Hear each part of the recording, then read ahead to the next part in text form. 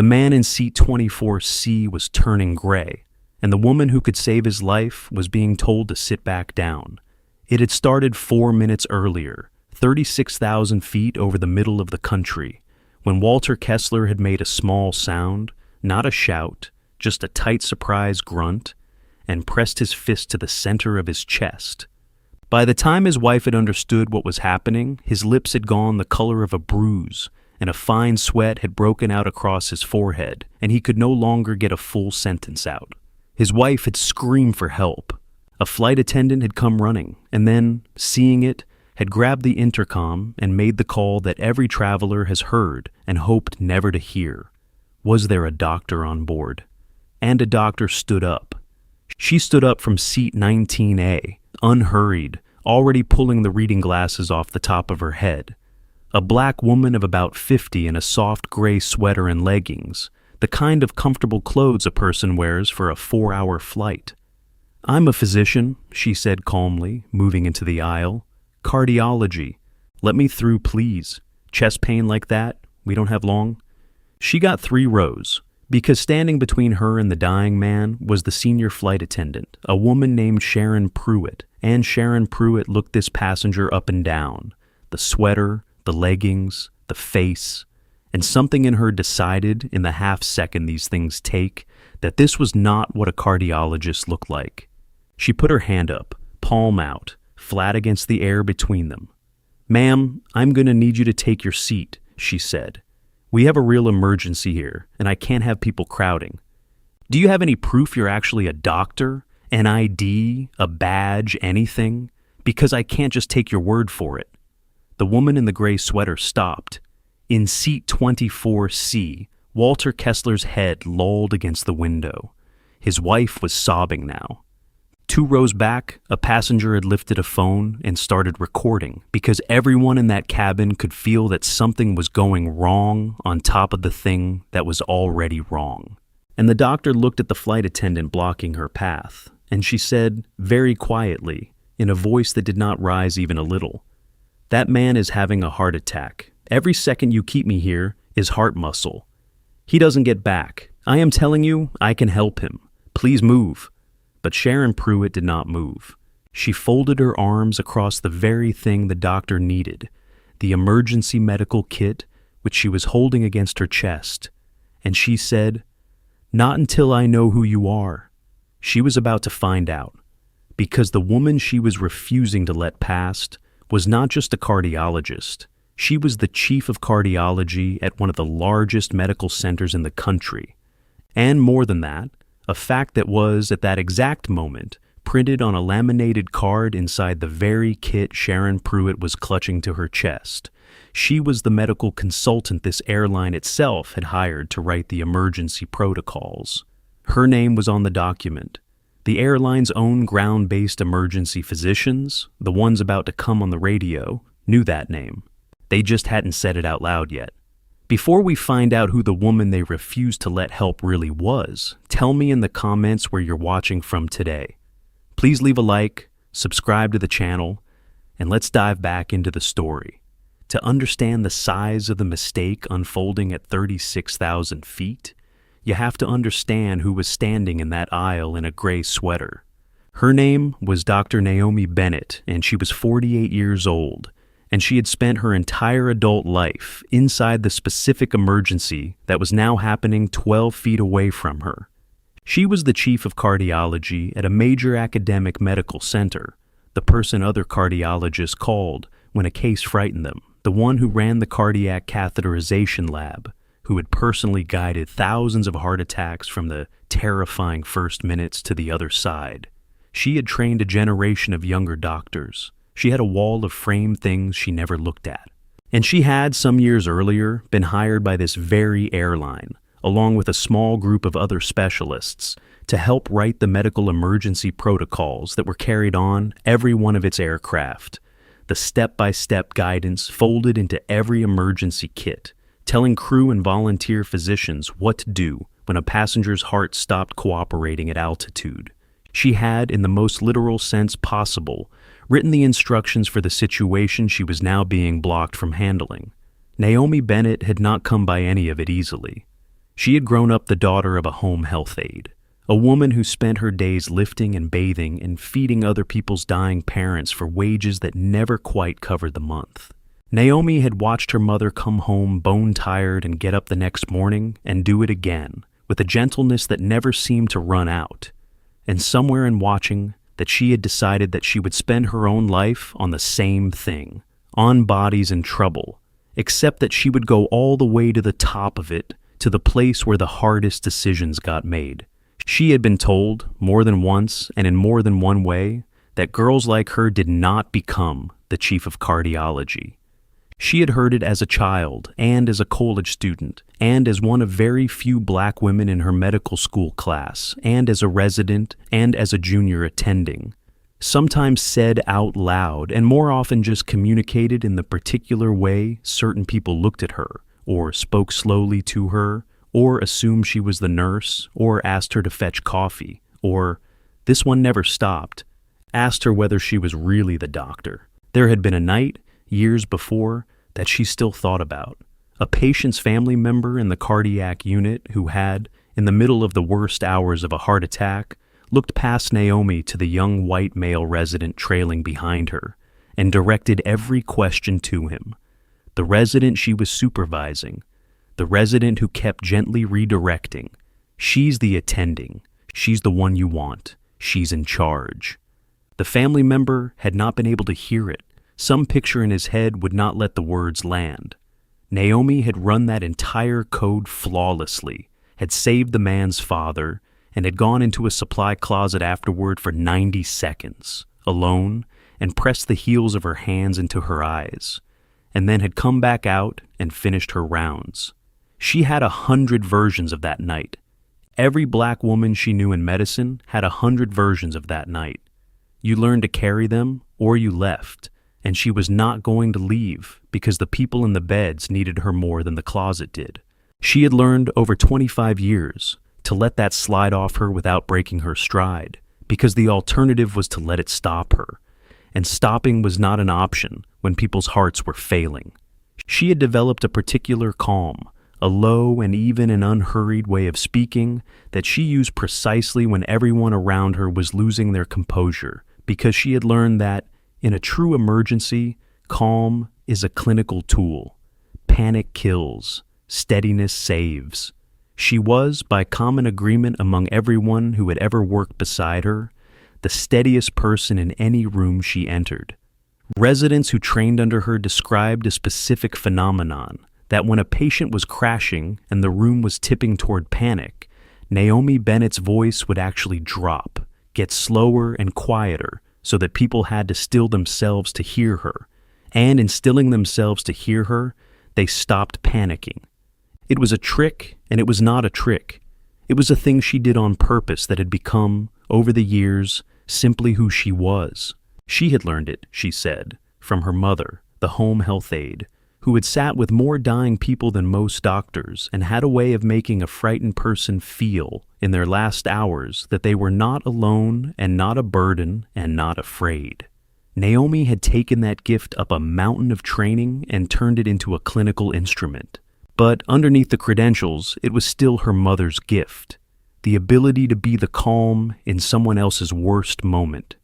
And now she was on a plane, in comfortable clothes, 40 minutes into a flight to a cardiology conference, where she was, in fact, one of the keynote speakers, flying, it should be said, on this airline partly because of her consulting relationship with it. When a man 3 rows ahead of her began to die of exactly the thing she had devoted her life to, she had stood up without a flicker of hesitation. Of course she had. There was no version of Naomi Bennett that stayed in her seat. What she had not accounted for, because you can never fully account for it, no matter how many times it happens, was that the first obstacle between her and the patient would not be the man's failing heart. It would be a person who took one look at her and decided she was lying. So hold on to that as we go back into it. The most qualified person on that entire aircraft to save Walter Kessler's life, more qualified than the protocols, because she had written the protocols, was being asked to prove she was a doctor by a woman holding the kit with her name inside it, Keep that picture. It's the whole story. Let's go back to the moment Walter Kessler grabbed his chest and watch how a rescue that should have taken seconds instead took an agonizing, dangerous stretch of minutes.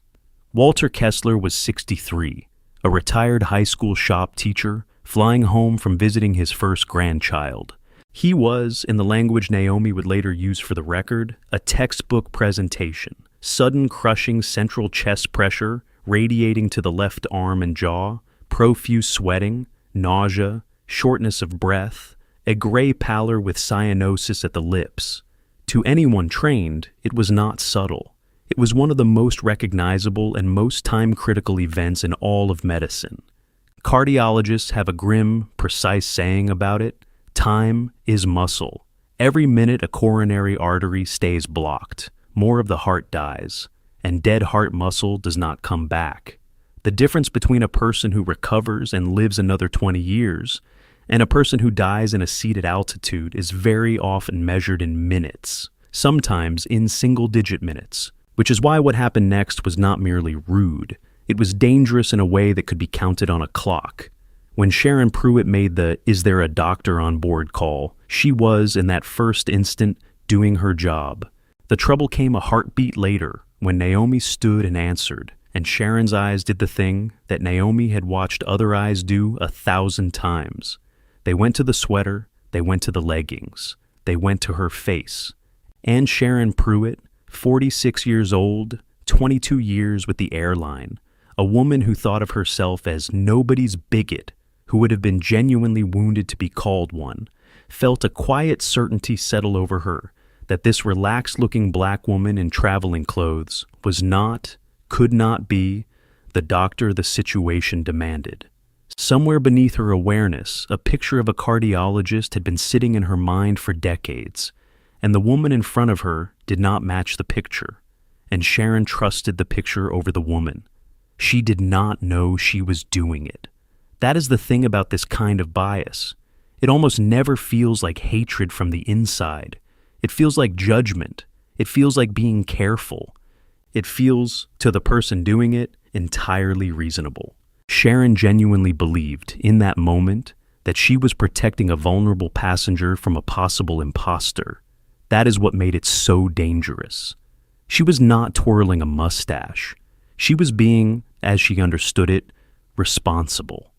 And her sense of responsibility was about to nearly kill a man. And this is the thing worth sitting with, because it is uncomfortable and true.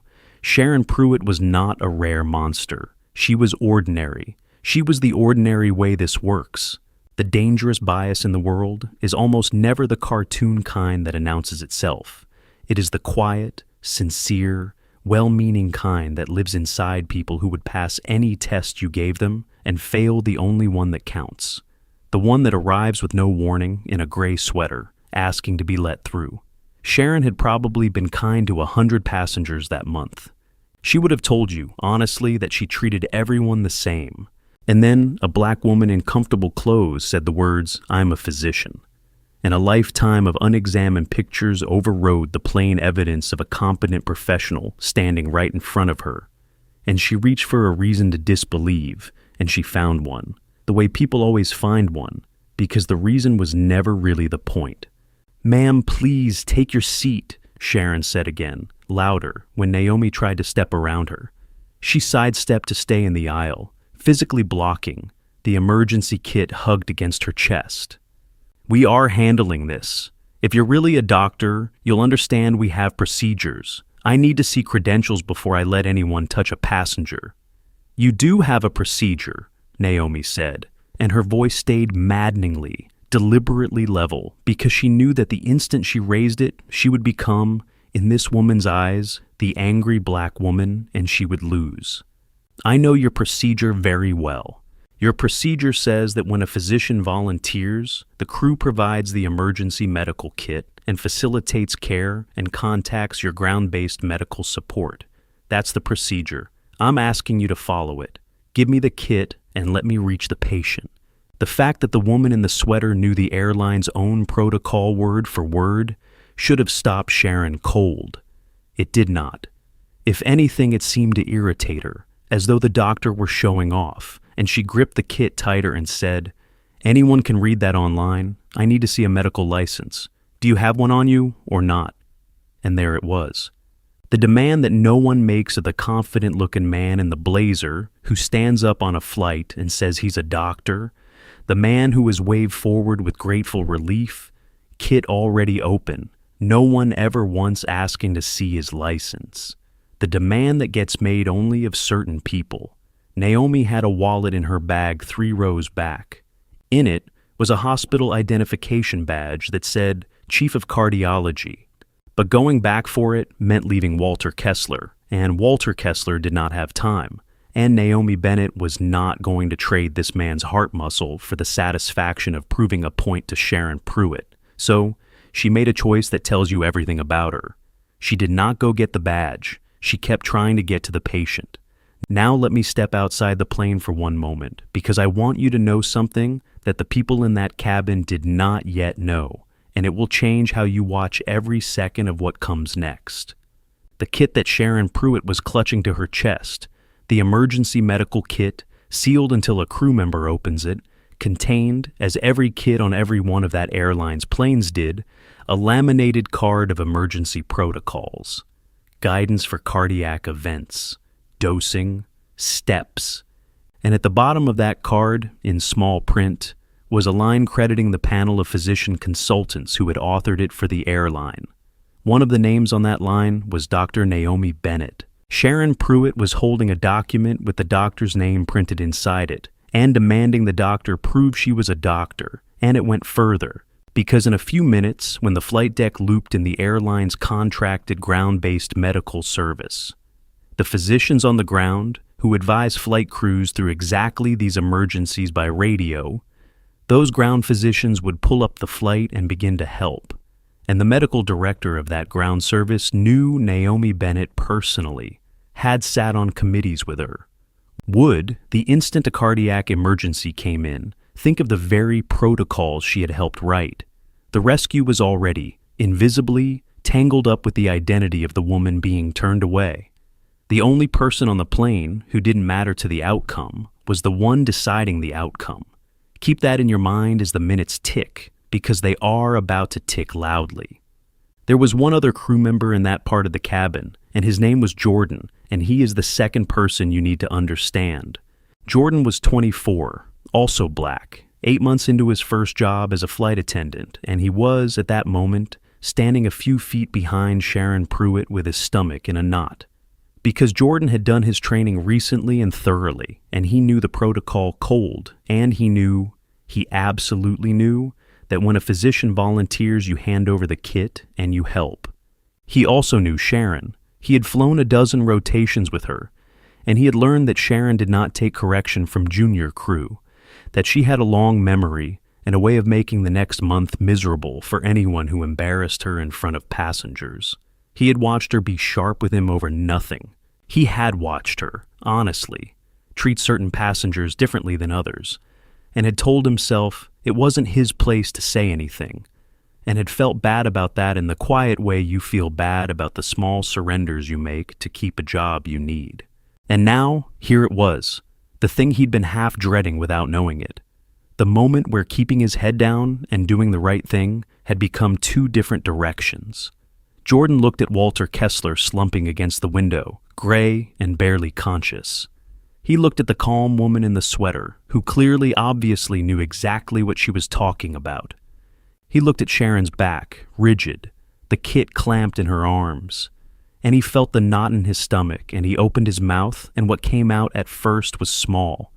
"Sharon," he said. "Sharon, I think we should... The protocol says we give her the kit." "Jordan, go manage the other passengers," Sharon snapped without turning around. He didn't move. It was the bravest he had ever been at work, and it did not feel brave. It felt like being about to be sick. "The protocol says," he started again, louder, and Sharon wheeled on him with a look that had ended arguments before, and Jordan, 24 and 8 months in, felt the old pull to fold. But behind him, a passenger with a phone said, clearly, "She just said she's a cardiologist. Why won't you let her help him?" And another voice, "He's dying, lady. What are you doing?" The cabin was turning. People had been recording, and now they were speaking, and the mood had curdled from fear into something angrier and pointed straight at Sharon Pruitt. Meanwhile, the clock, the terrible clock that Naomi could feel running even if no one else could, kept moving. Walter Kessler's eyes had drifted half closed. His breathing had gone shallow and irregular. Naomi, still boxed in the aisle, was now doing the only thing she could do, which was to start managing the emergency with her voice, over the flight attendant's shoulder, like a general commanding from behind enemy lines. "Sir, Walter, stay with me. Somebody loosen his collar. Ma'am, his wife. Has he taken anything? Any nitroglycerin? Any heart medication? Is he allergic to aspirin? This matters. I need to know right now." Walter's wife, shaking, managed to say no heart history, no allergies, and Naomi filed it and said, "Then he needs aspirin chewed, immediately, and I need to be next to him, and I need that kit. Every one of us is watching a man's heart die because I'm being kept in an aisle." That sentence, delivered in that flat, steady, clinical voice, landed in the cabin like a stone in water. Because it named exactly what was happening, and still, this is almost hard to believe, except that we have all seen certainty dig in, exactly this way. Sharon Pruitt could not let go of the kit. She had committed. She had planted her flag on being right about this woman, in front of everyone, and backing down now meant admitting what she had done, and some people would rather risk a stranger's life than face that. "I have called the flight deck," she said, her voice tight and high.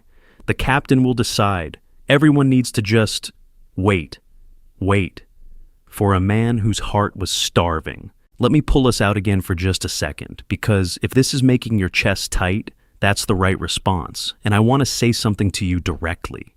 The reason a story like this hits so hard is not the rare, dramatic setting. It's that the thing at its center, being looked at and disbelieved, having your confidence waved away before you've been allowed to show it, is something so many people have felt in smaller, quieter, unfilmed versions.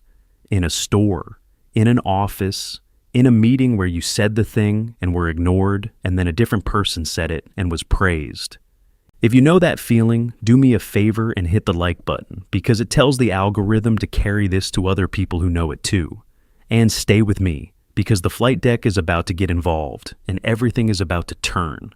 The person who came down the aisle from the front of the aircraft was the purser, the lead flight attendant for the whole cabin, senior even to Sharon, a man named Marco Diaz. Marco had been flying for 19 years, and he had run enough in-flight emergencies to have a settled, sober competence about them, and he had been on the interphone with the flight deck and, through them, with the airline's ground-based medical advisors for the last 90 seconds. He arrived to find a scene that made his stomach drop. A critical passenger visibly deteriorating, a volunteer physician penned in the aisle, a colleague clutching the medical kit, and half the cabin filming it. "What is going on back here?" Marco said. "Sharon, why's the kit closed?" "She won't show me a license," Sharon said. "I'm not letting some..." "She says she's a cardiologist and you didn't give her the kit?" Marco's voice went very flat. He had in his ear, at that moment, a ground physician asking for a status update on the patient. And he had no update to give because no one had been allowed to assess the patient. He looked at Naomi. "Ma'am, are you a physician?" "Chief of Cardiology," Naomi said. 25 years. I've been trying to reach this man for 4 minutes. He is having an acute myocardial infarction, and I need the kit. I need to be beside him, and I need you to keep your ground medical support on the line, because I'm going to want to coordinate with them. Can you make that happen, right now?" Something in the way she rattled off exactly what she needed. The kit, the patient, the ground support, in the precise order a person who had done this 100 times would ask for them. Cut through everything. Marco Diaz did not need to see a license. 19 years had taught him what a competent physician sounded like in a crisis, and it sounded exactly like this. He reached over, took the kit out of Sharon Pruitt's arms. She let it go with a small, stunned jerk, as though she hadn't quite believed anyone would overrule her, and he handed it to Naomi and said, "Doctor, please, tell me what you need, and it's yours." And Naomi Bennett was finally, 4 minutes and a lifetime too late, allowed to do her job. But here is the part that turns this from a story about a rescue into a story about who people are. Because in the next 60 seconds, as Naomi dropped to her knees in the aisle beside Walter Kessler and cracked open the kit, Marco Diaz would relay her name to the ground physicians. And the response that came back through his headset would make his eyes widen and would drain the blood out of Sharon Pruitt's face and would reveal to everyone within earshot exactly whose help had just been refused. Naomi had the kit open on the floor before Marco finished his sentence. Her hands moved the way a pianist's hands move, without hesitation, without looking for the keys, because they had done this 10,000 times. She had Walter's collar open and 2 fingers on his carotid, counting, in the time it takes most people to decide where to stand. "Weak and thready, rates up. He's still with us," she said, half to herself and half to Marco. "Aspirin, chewable, in the kit, there's a foil strip. Get it in his mouth, have him chew it, don't let him swallow it whole. Wife, does he take any medication for erections, anything like that, in the last day? No? Good, because we may use nitro." She found the automated external defibrillator built into the kit's companion case and set it beside her, unopened but ready, the way you set a fire extinguisher within reach. "Marco, your ground medical support. I want them in my ear. Tell them you have a physician on board managing an acute coronary syndrome, patient 63, and I need to give a report and take orders. Go." Marco spoke into his headset, relaying it up to the flight deck and through the aircraft's communication link to the ground-based medical service. A room somewhere on the earth below, staffed around the clock with emergency physicians whose entire job is to talk flight crews through exactly this. He gave the patient status. And then, because they asked, he gave the name of the physician who had volunteered. "She says she's Chief of Cardiology," Marco said into the mouthpiece. "Last name Bennett. First name," he glanced at her. "Naomi," she said, without looking up from Walter's chest. "Naomi Bennett," Marco repeated. There was a pause on the line, and then the ground physician's voice came back, and it came back changed, sharper, faster, with something that was almost disbelief bent into relief. And what the ground physician said was loud enough that Marco heard every word, and, in the sudden quiet of that part of the cabin, so did the passengers nearest him, and so did Sharon Pruitt. "Wait, Naomi Bennett? Dr. Naomi Bennett is on the aircraft? Marco, listen to me carefully. Dr. Bennett is one of the authors of the very protocol you're holding. She wrote a chunk of our cardiac guidance. She is one of the most senior cardiologists in the country. Whatever she tells you she needs, the answer is yes. Put her on and get out of her way. She could run this better than I can. Put her on, get out of her way." The words dropped into the cabin, and the whole thing turned over, all at once, like a wave finally breaking. Because everyone had now heard it from the airline's own doctor, on the airline's own line. That the woman who had been penned in the aisle and asked to prove she was a doctor was not merely a doctor. She was the person who had written the instructions. She was the authority the ground team deferred to. The kit in Sharon Pruitt's arms 3 minutes ago had her name printed inside it, and now the airline's own physician was saying that name with awe. Sharon Pruitt made a sound. It was not a word. The color had gone out of her face in a single sweep, top to bottom, the way it does when a person understands, fully and at once, the size of what they've done. She took a step backward and put her hand on a seatback to steady herself. Every phone in the cabin had caught it, the demand for a license, the blocked aisle, the clutched kit, and now every phone had caught this, the moment the truth arrived. There was nowhere for her to put her eyes. She looked once at Naomi, at the woman on her knees on the cabin floor, sleeves pushed up, hands moving over a stranger's chest, with a competence that was now impossible for anyone to pretend not to see. And whatever Sharon Pruitt had believed about that woman 4 minutes earlier could not coexist with what was in front of her. And the collision of the two showed on her face as something close to nausea. It is a specific and terrible thing to watch a person realize in real time that the story they were so sure of was not just wrong, but was the kind of wrong that could have killed someone. She would replay it, that look told you. She would replay it for the rest of her life. The raised palm, the clutched kit, the words "prove you're a doctor" said to the one person on the plane most able to prove it and least obligated to. Some mistakes you get to file away. This was not going to be one of those, and she knew it already, standing there with her hand on the seat back. The passengers who had been angry at her a minute ago were not even looking at her anymore, which was worse. She had become, in the space of one sentence from the ground, a thing the cabin was embarrassed to have witnessed. But here is the part I most want you to see, because it is the true center of this whole story. And it is not the humiliation of Sharon Pruitt. Naomi Bennett did not look up. She did not turn to Sharon and say a single one of the things she had every right in the world to say. She did not stop to be vindicated. She did not spend even 1 second of Walter Kessler's dying heart on her own justified anger. Because a man was on the floor of an airplane with a blocked coronary artery, and she was a doctor, and the oath she had taken 25 years earlier did not have an exception in it for when the people around you have treated you like dirt. She took the headset Marco held out, tucked it against her ear, and in the same low, steady voice she had used the whole time, she began to run the code. "This is Bennett," she said into the line. 63-year-old male, acute onset crushing substernal chest pain, radiating to the left arm and jaw about 12 minutes ago. Diaphoretic, cyanotic, now with decreased level of consciousness. No cardiac history per spouse, no known allergies, no meds. He's had 325 of aspirin chewed. Carotids weak, tachycardic. He's still perfusing, but I don't love it. I've got the AED on standby. I want to place the pads prophylactically. Talk to me about diversion. What's the nearest field with a cath lab? Because this man needs a catheterization lab on the ground, and every minute counts.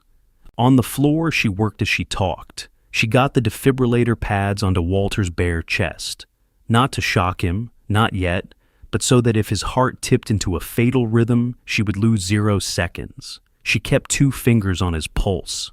She kept talking to him, even though he could barely hear her, because she believed and had seen that some part of a frightened, failing person registers a calm voice saying their name. "Walter, Walter, I've got you. I know it hurts. I need you to keep breathing for me, nice and slow. Your grandbaby needs you to keep breathing. I'm not going anywhere." His wife was gripping the seat back, weeping, and Naomi reached up without breaking rhythm and squeezed her hand once, hard, and said, "Look at me. I do this every single day. He's in the best possible hands he could be in on this airplane. Stay right here and hold his other hand and talk to him." The captain, informed by the ground team, had already begun a diversion to the nearest airport with full cardiac facilities. The plane banked, and for the next 18 minutes, the longest 18 minutes in that cabin's collective life, Naomi Bennett knelt on the floor of a commercial aircraft in her gray sweater and her leggings and kept a stranger alive with her hands and her voice and a plastic kit, coordinating with the ground, watching the monitor, ready every single second for the moment it might all go over the edge. It nearly did. About 9 minutes in, Walter Kessler's heart, starved and irritable, slipped into a dangerous rhythm. The monitor's rhythm went ragged. His body gave a small sag. And this is the moment everyone on that plane will remember for the rest of their lives, because Naomi Bennett's calm did not so much as flicker. "He's going into a bad rhythm. I'm going to shock him. Everybody clear. Hands off him," she said, in the same voice she might use to order coffee. And she made sure no one was touching him. And she delivered the shock. Walter's body jerked.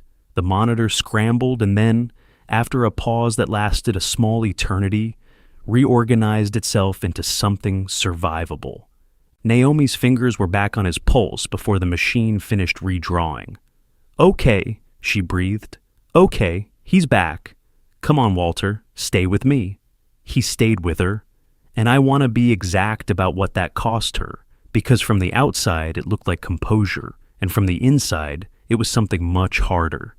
Every one of those 18 minutes, Naomi Bennett was holding two things at once. She was holding a dying man's rhythm in her hands, tracking a dozen variables, ready to shock again, coordinating a diversion, comforting a wife, speaking to the ground, and she was also, underneath all of it, absorbing the fact that the reason she'd nearly lost the first 4 minutes was that a person had looked at her and seen a liar. A lesser clinician would have let the second thing bleed into the first. Naomi kept them in separate rooms.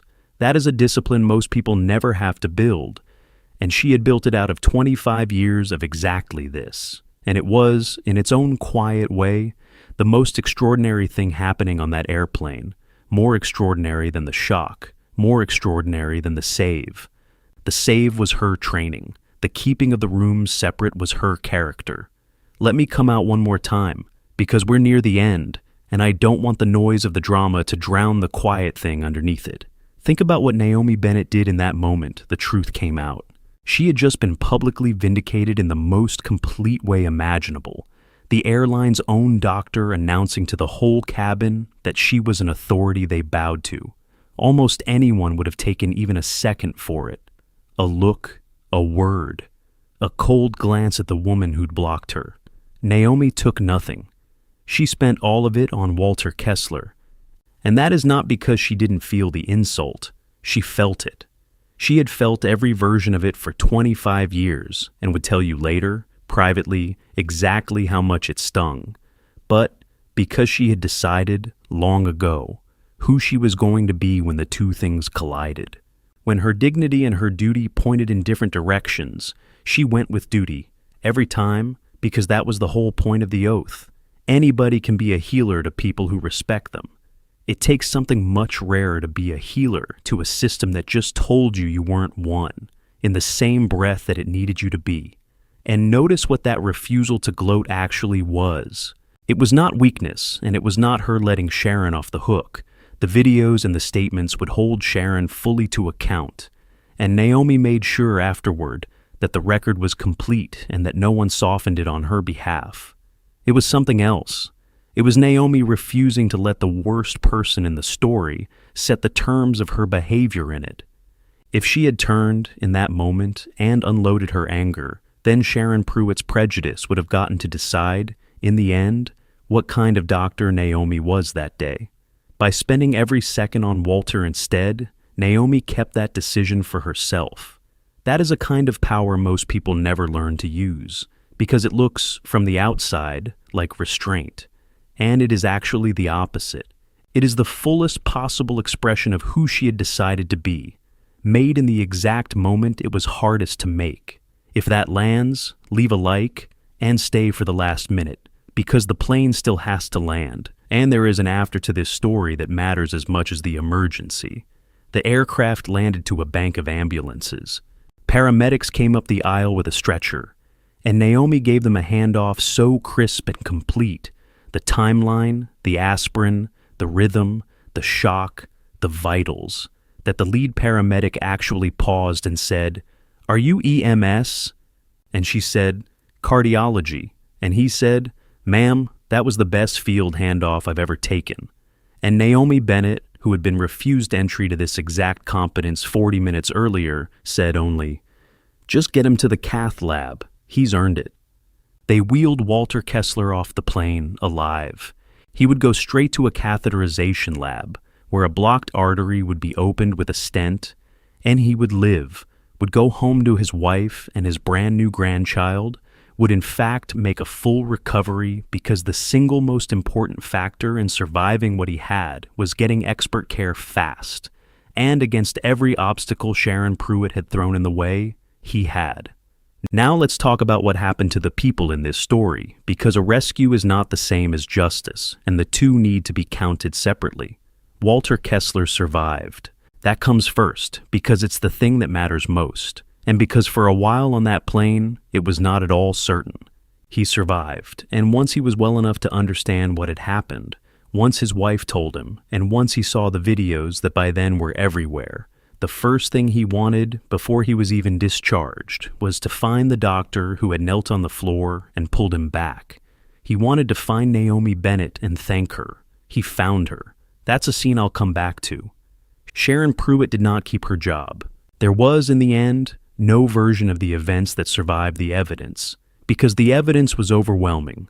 The cabin footage, a dozen passenger videos, the flight deck communication logs, the account of the purser Marco Diaz, and, this one mattered, the statement of Jordan, the 24-year-old junior attendant, who told the investigators the plain truth about what he had seen and about the pattern he had watched from Sharon before. The airline, which had the uniquely mortifying problem of having publicly obstructed its own medical consultant from saving a passenger, moved quickly. Sharon was pulled from flying and, after the review, separated from the company. There are people who will feel that's harsh, and I understand the impulse, so let me be precise about what she was actually let go for. Not for being flustered in an emergency. Emergencies fluster everyone.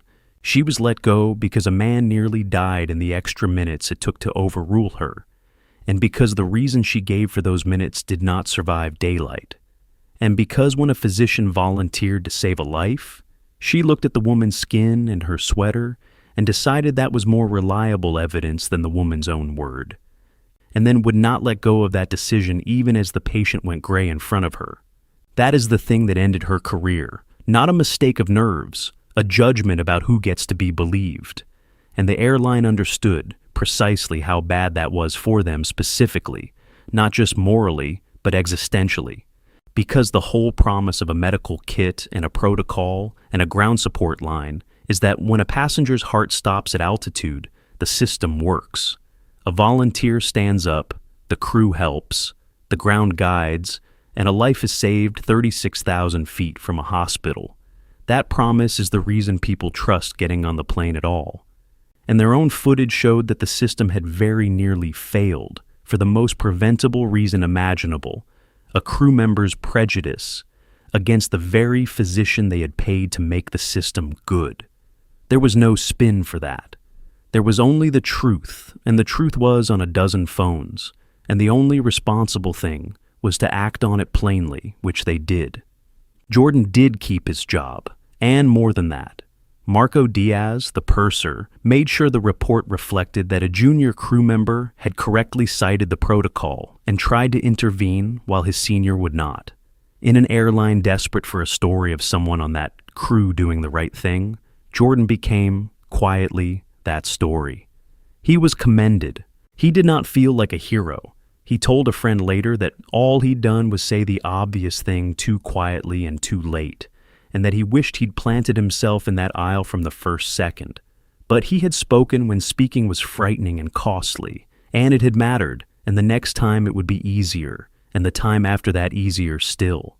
That is how courage actually gets built, not all at once, one frightened correct sentence at a time. And there is a reason I keep coming back to Jordan, because he is the person in this story most like the rest of us. Most of us are not the villain in the aisle, and most of us are not the world-class doctor on our knees.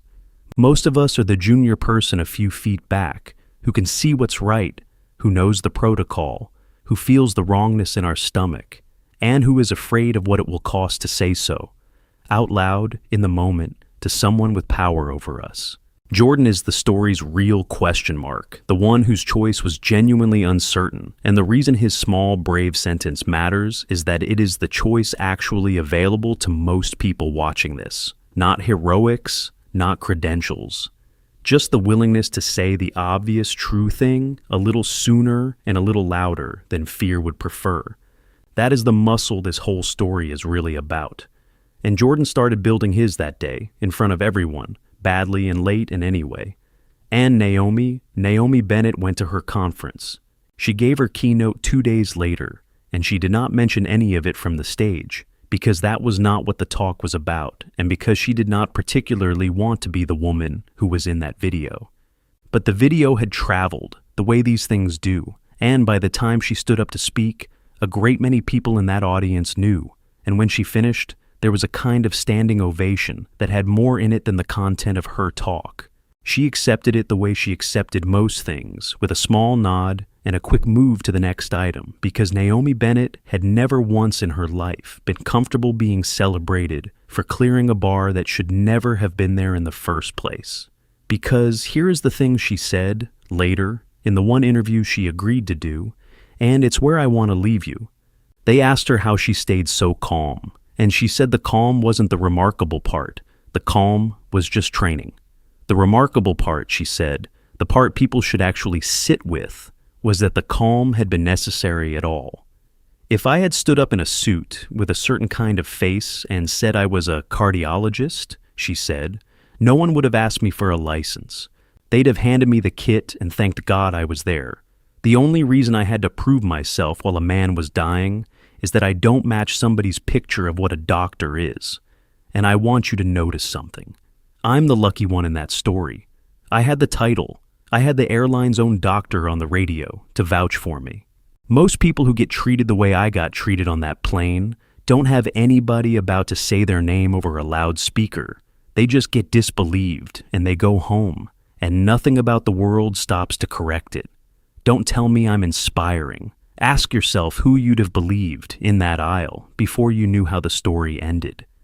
And then there was Walter Kessler. When he was strong enough, he tracked her down, got a message to her through the hospital, asked if he could meet the doctor who saved him, and she came. He was a retired shop teacher who had spent 30 years teaching teenagers to build things with their hands, and he did not have fancy words. And when the woman who had knelt on the floor of that airplane walked into his room, he started to cry, and all he could get out was, "You didn't even know me." And Naomi Bennett, Chief of Cardiology, who had written the protocol and been refused the kit and saved his life anyway, took the old man's hand and said the truest thing in this whole story. "I didn't need to know you," she said. "That's the whole idea. So let me ask you the question I always ask, because your answers are the best part of this. Have you ever been in that aisle, not on a plane maybe, but somewhere, where you knew you could help, knew you were capable, and were waved off, doubted, told to prove yourself, because you didn't match somebody's picture of who does the helping? What did you do? And what do you think of Naomi's choice? To spend 0 seconds on her own vindication and every second on the man who needed her, even after the way she'd been treated. Could you have done that? I genuinely don't know if I could. Tell me in the comments. I read them. And if this story moved you, do the small things that carry it further. Leave a like, subscribe to the channel if you're not already here, and send it to someone who has felt disbelieved in a room where they were the most capable person in it. Thank you truly for spending this time with me. Take care of each other, believe people when they tell you what they can do, and I'll see you in the next one.